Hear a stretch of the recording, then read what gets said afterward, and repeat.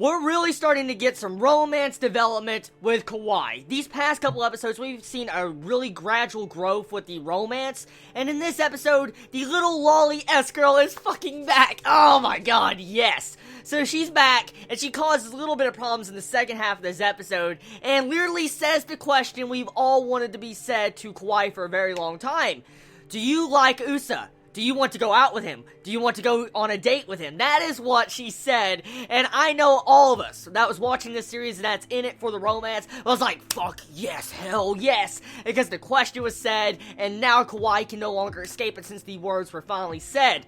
So, as we can clearly see from this episode, Kawaii does love Usa. She does love him. At the same time, she's misinterpreting Usa's feelings. She's completely misinterpreting, thinking he's just too nice of a guy, and he wants to help everyone out.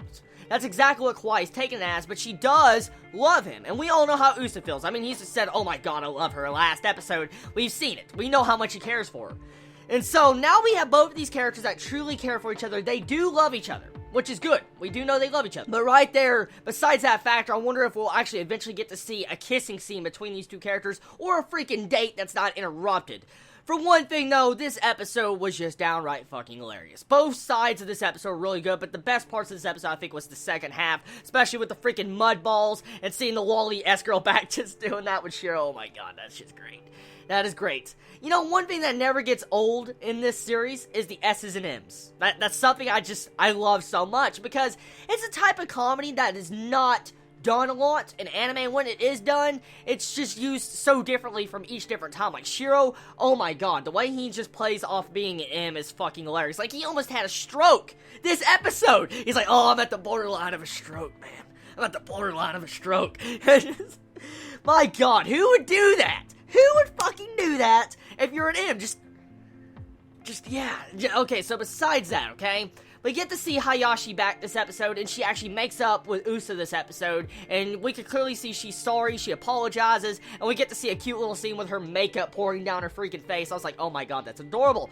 And so, one thing I have noticed, anime tend to not use the makeup a lot in different comedy stuff. I mean, if you look at romance and stuff, usually when a character has makeup on, the makeup doesn't smear on their face like other anime. I mean, for instance, this is the only series I remember in quite a long time that I've seen makeup on the eyeliner and stuff actually smear on a character's face, so I give props to Kawaisou for that. Overall, this episode had a great amount of comedy, had some sexual comedy, had some S&M comedy, had some lolly comedy, and it definitely had some nice, good character development for all our characters and romance development. So this episode was good. If I had to say, was this episode the best? No. It's going to be hard to beat the episode 2 episodes ago, because that episode was just, oh my god.